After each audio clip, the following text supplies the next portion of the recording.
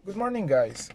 Ngayon po ay magpapalit po tayo ng bumbilya nitong sa aking dashboard, itong sa panel ng sa may aircon at dito sa shifter.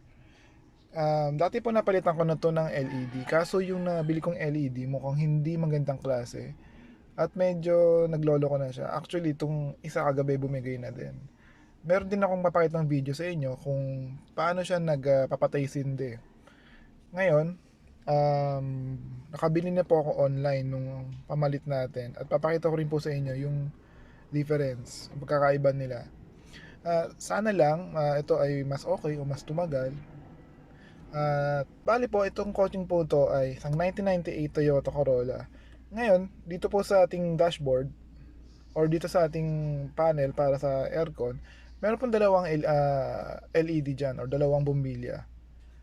At ito po yung madaling tanggalin. Kung ito lang po yung bunde, ito, wala na pong ibang kailangan kalasin. Pero, dito po sa shifter natin, meron lang pong isang bumbilya dyan. At para po mapalitan po yan, ay kailangan pong tanggalin natin tong buong center console, pati na po yung glove box. At pati na rin po dito. Itong panel na to. Ito po yung ating ipapalit na LED bulb. Yung nasa kaliwa po, yan po yung kasalukuyang nakakabit ngayon dito sa dashboard ko. Ito po yung nabili ko rin online, siguro mga isang buwan na nakakalipas. Ngunit, ito po yung medyo madaling masira. Tingin ko mukhang wala po itong current limiting resistor. Yung nasa kanan po, ay meron naman po. Kaya sana po ito yung tumagal naman at maging mas okay kumpara dun sa nabili ko dati. Ito po yung mga kakailanganin natin para magawa itong task na ito. Ito po isang 10mm na close range. Ito po ay isang 10mm din po na socket wrench na may extension para po dun sa center console. At isang Phillips head na screwdriver. Unahin po natin itong panel ng aircon. So ito po yung mga daling tanggalin lang.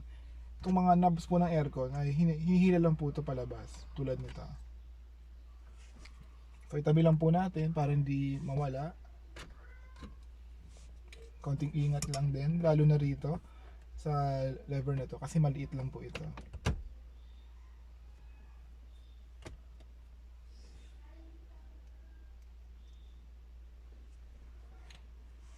Ngayon po ay ihilahin na lang po natin ito palabas.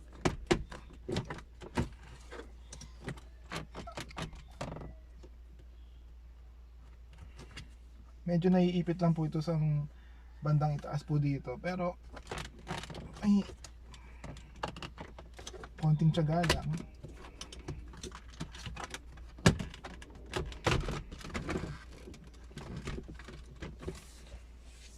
Okay, lagay lang po natin itong shifter natin sa first gear o ilayo lang natin dito sa ating panel para magkaroon tayo ng enough na space para makapagtrabaho at matanggal ng madali itong ating panel. Ito po yung connector para sa clock o orasan ng ating sakyan.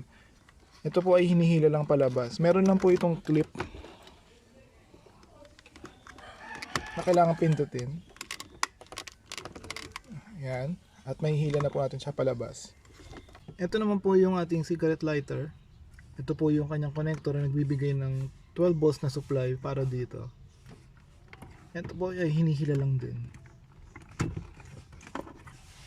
Ito naman po yung kanyang sa illumination, yung ilaw nung cigarette lighter.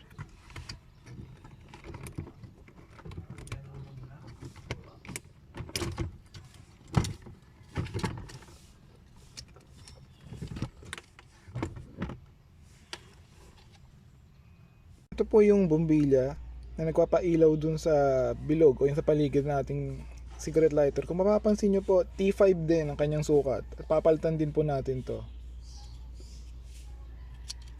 Ito po yung dalawang T5 na bulb na nagpapailaw po dito sa ating control knobs para sa aircon.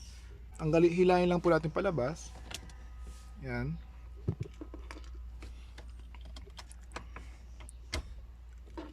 at papalitan nung bago. Tanggalin po natin itong mga plastic na parts na ito, itong panel na to. Hinihila lang po ito palabas, dahil ito ay kalimitan nakaklip lang naman po.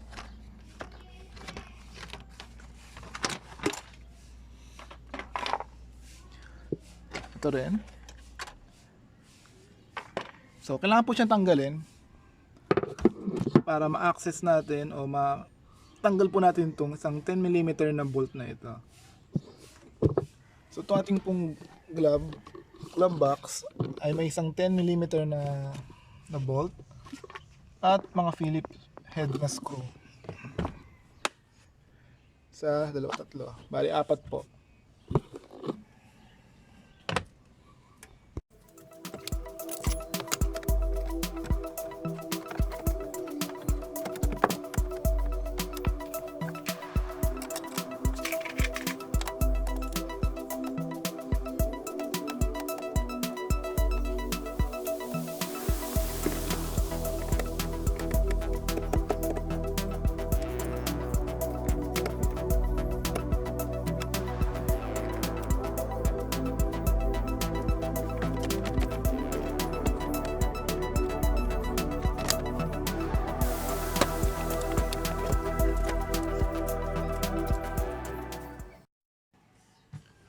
Yung sa driver side po, kailangan din pong tanggalin para matanggal din po natin yung 10mm na bolt dito at yung isa pang 10mm na bolt din dito.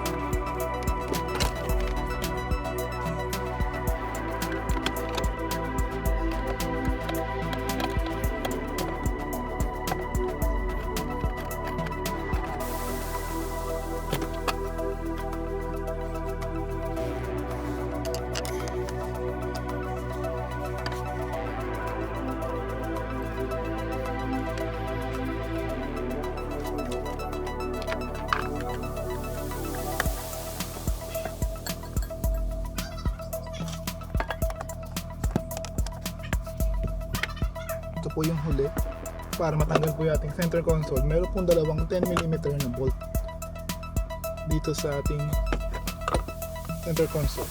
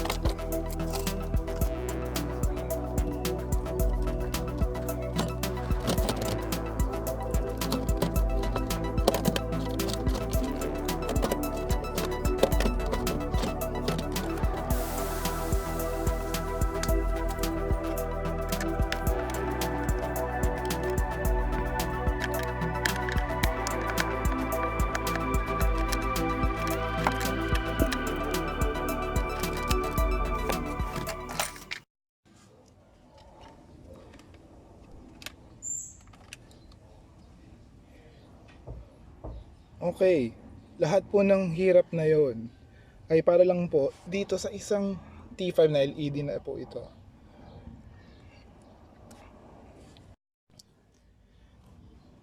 Ngayon po ay subukan natin itong bagong LED natin.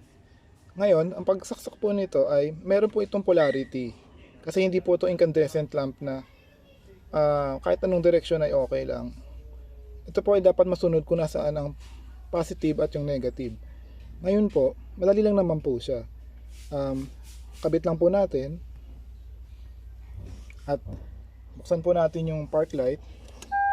Ngayon, tulad po niyan, hindi po umilaw. Ibig sabihin, paligtad lang po ito. Kaya gagawin po natin, hugutin lang at babaligtad rin.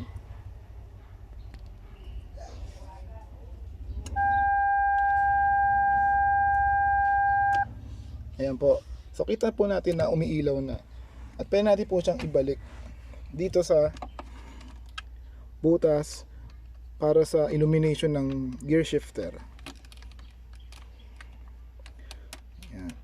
Siguraduhin lang po na naiikot niyo po siya at nag-lock po siya para hindi po malaglag. At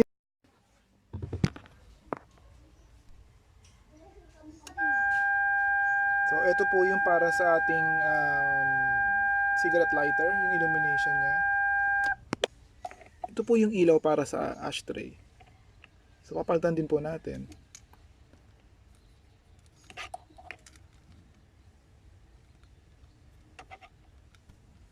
Okay. Sana tama agad.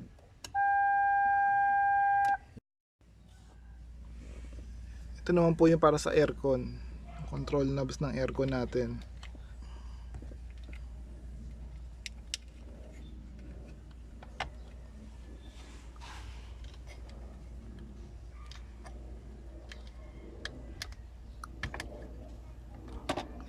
Subukan po ulit natin kung tama yung pagkakabit. Unang beses pa lang. Okay. So isang kanan po mali. So hugutin lang po ulit. At babaligtad rin.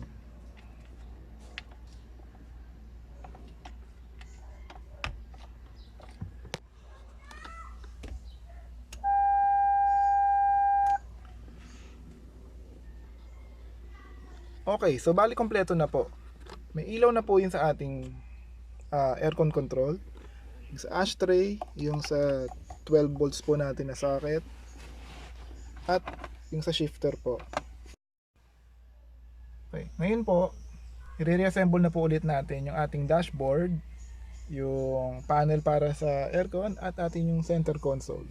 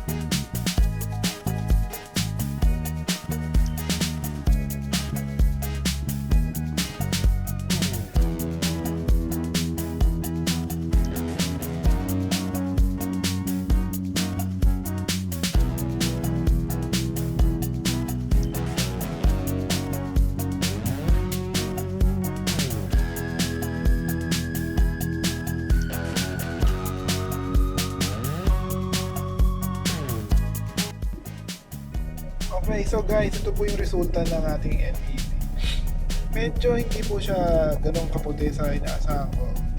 Dito sa video parang okay naman, pero sa actual hindi po, medyo parang madilaw siya. Pero pwede na din. Pagdating naman po sa brightness, wala po akong masabi, maliwanag po talaga siya. So ito po yung sa aircon, yan, kita nyo naman. Tapos ito po yung sa cigarette lighter. Ito po yung sa ating shifter. Medyo tutok yung ilaw sa L, kaya siya po yung pinakamaliwanag. So yun po. Kung nagustuhan nyo po yung ating video, pakiclick naman po yung like and subscribe. At kung pwede, pati rin po yung ating notification bell. Hanggang sa muli, salamat po sa panonood.